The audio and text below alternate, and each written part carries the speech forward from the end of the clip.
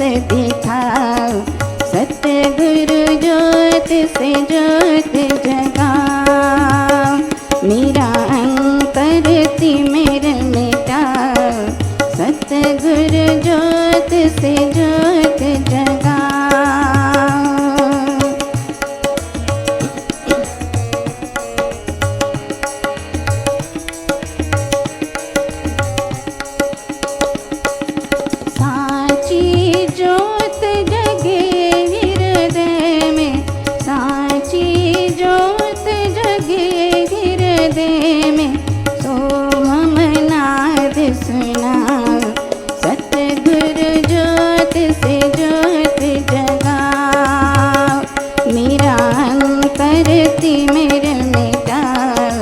सतगुरु ज्योत से ज्योत जगाओ।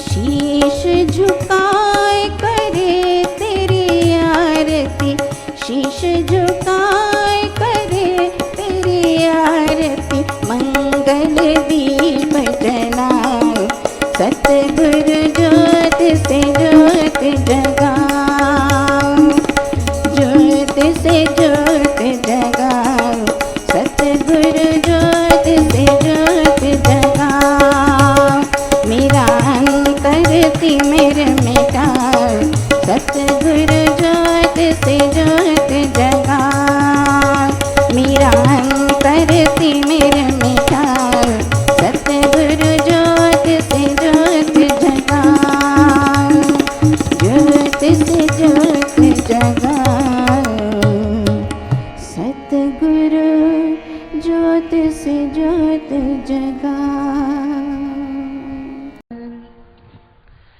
बहुत बहुत धन्यवाद माला, अति धन्यवाद। ईश्वर के कृपा स्वरूप, ईश्वर की कृपा शक्ति की चर्चा चल रही है। चर्चा यूं चली थी, ईश्वर सर्वशक्तिमान है, अनेक शक्तियों का मालिक है।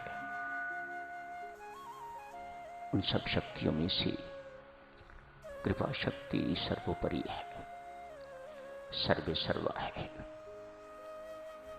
कृपा की परिभाषा से कल हमें विदित हुआ, जिससे बड़ा कुछ नहीं है वह कृपा। कृपा परमेश्वर से भी बड़ी है, इसमें कोई शक नहीं। जो परमेश्वर नहीं कर सकते वह परमेश्वर की कृपा कर देती है। परमेश्वर की स्मृति सतत बनी रहे, ये परमेश्वर की कृपा का साक्षात प्रमाण है। भजन पाठ नित्य निरंतर निर्बाध निर्विघ्न होता रहे, किसी भी प्रकार की प्रतिकूल परिस्थिति बाधा प्रस्तुत न कर सके, तो ये परमात्मा की कृपा है। जिससे बढ़ के कुछ नहीं है वह परमात्मा की कृपा। आप जी से एक दिन अर्ज की थी,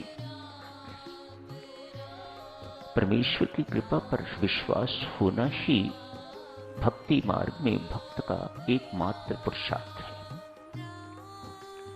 ज्ञान 4 पुरुषार्थ वर्णन करता है, लेकिन भक्ति के मार्ग में एक ही पुरुषार्थ है, और वह पुरुषार्थ है परमात्मा की कृपा पर अटूट अविचल विश्वास।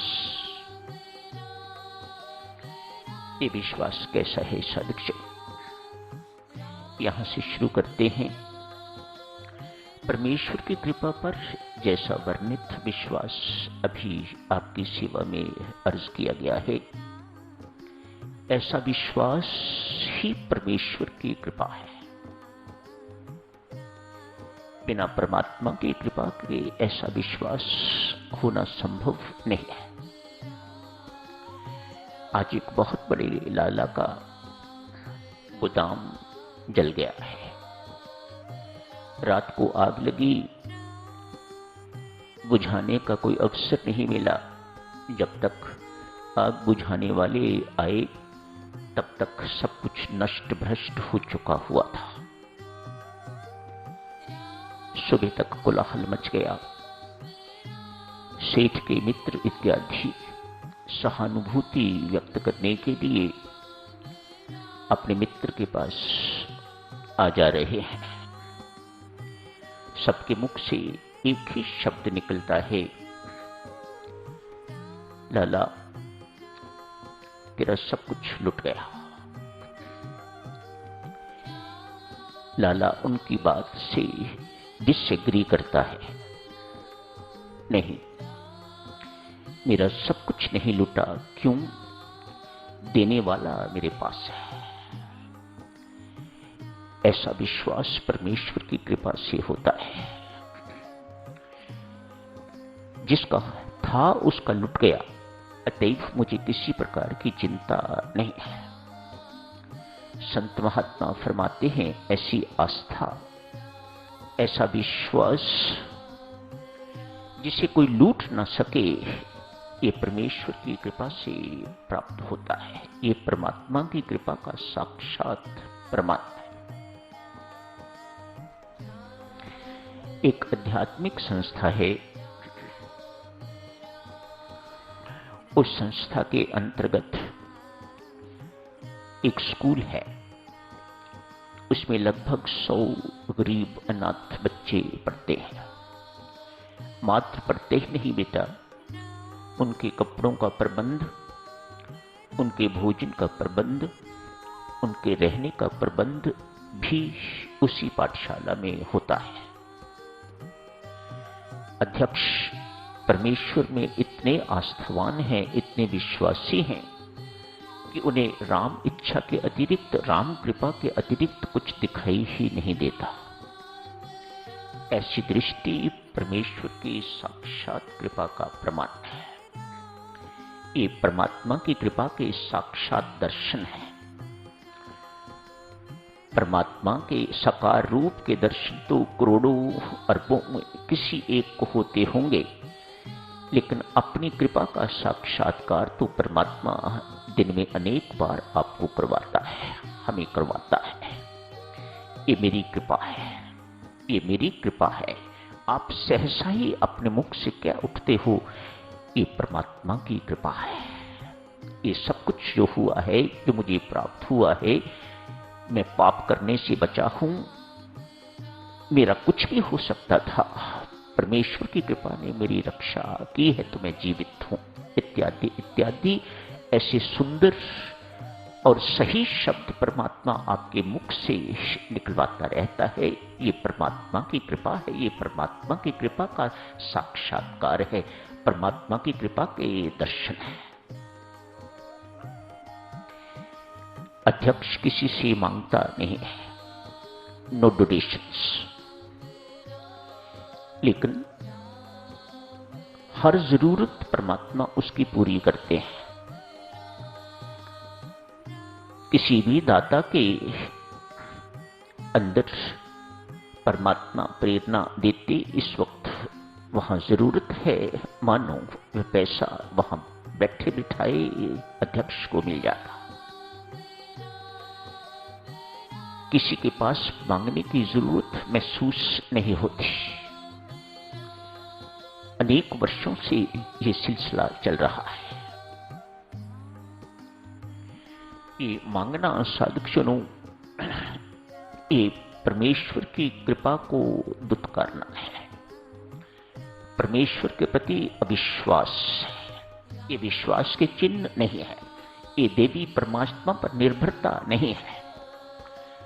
कठिन काम है, लेकिन जो परमात्मा के आश्रित हो जाता है, जो परमात्मा पर निर्भर करने लग जाता है, परमात्मा उसके लिए क्या करता है, ये वही जानता है जो परमात्मा की कृपा पर या परमात्मा पर निर्भर होता है। दूसरा व्यक्ति कल्पना भी नहीं कर सकता। आज रात्रि के भोज का समय है। मैनेजर साहब अध्यक्ष को आके बताते हैं, कहते हैं भंडार में अन्न का एक दाना नहीं है। घंटी बजने वाली है, टेबल पर प्लेट चम्मच इत्यादि रख दिए हुए हैं। घंटी बजते ही बच्चे आएंगे। आज चूल्हा नहीं जला, आग नहीं जली, क्यों? कुछ समानिश। अध्यक्ष ने सब कुछ सुन के इतनी ही बात कही जो रामेच्छा, और अपने कक्ष में जहां कहीं वे बैठते हैं, भजन पाठ इत्यादि करते हैं, वहां चल गए।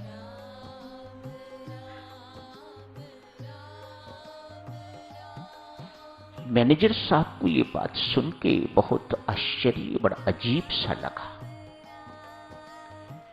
घंटी बजेगी, अभी बच्चे आके टेबल पर बैठेंगे, 100 बच्चे हैं, क्या दूंगा उनको? ये तो अपने कक्ष में बैठे हुए हैं और कहते हैं ऊपर से जो रामेच्छा। ये बहुत अजीब सा आचरण मैनेजर को लगा। परमेश्वर की कृपा देखिए, परमात्मा की कृपा देखिए, ये कोई झूठी बातें नहीं, ये सत्य घटित घटनाएं हैं। परमेश्वर की कृपा देखिए। उसी वक्त बाहर जबरदस्त आवाज आई। अचानक एक ट्रक के रुकने की, एक ट्रक रुका है, ड्राइवर के हाथ एक चिट है, एक पर्ची है। वह पर्ची अध्यक्ष महोदय तक पहुंचानी है। उस ड्राइवर बेचारे को पता नहीं कि अध्यक्ष महोदय कहाँ हैं, कहाँ मिलते हैं। जल्दी जल्दी में पूछ पाछ के तो अध्यक्ष महोदय के कमरे में गए। वहां अध्यक्ष महोदय आंसू बहा रहे और परमेश्वर की कृपा के लिए गिड़गिड़ा रहे थे। क्या दूंगा परमात्मा इन तेरे बच्चों को? मुझे बहुत दुख है, आज तेरे बच्चे मेरी गलती के कारण, मेरी भूल के कारण भूखे रह गए। इस बात को सोच सोच के तो उसकी आंखें छलक रही हैं। इतनी देर में ड्राइवर ने वह चिट अध्यक्ष महोदय के सामने रखी। उसमें लिखा हुआ था, प्रिय मित्र, कोई जान पहचान वाले भी थे, उब्लिक अध्यक्ष महोदय, मेरे घर पे एक बहुत बड़ी पार्टी थी। जिनके सम्मान में ये पार्टी आयोजित की गई वह आए नहीं। अतएव सारी की सारी पार्टी जो है वह स्थगित कर दी गई, कैंसिल कर दी गई। ढेर सारा खाना बना हुआ था तैयार, आपकी सेवा में भेजा जा रहा है, कृपया इसे स्वीकार कीजिएगा। खाना तो, बच्चे तो वहां 100 ही थे, लेकिन खाना तो कोई लगभग 200-250 व्यक्तियों का था। जितना बच्चों ने आज खाया है, इतना जिंदगी में पहले कभी नहीं खाया था। ये परमेश्वर की कृपा है। किस प्रकार से वह अपने आश्रित की लाज रखता है। अध्यक्ष ये सब कुछ देख के तो बिलख बिलख के रो रहा है और एक ही बात मुख से निकलती है, वाह परमात्मा, वाह तेरी कृपा अथाह है, तेरी कृपा असीम है, तेरी कृपा बड़ी विचित्र है, तेरी कृपा ही कृपा है। बस तेरे आश्रित होने की जरूरत है, फिर कृपा तो मूसलाधार बरसती है।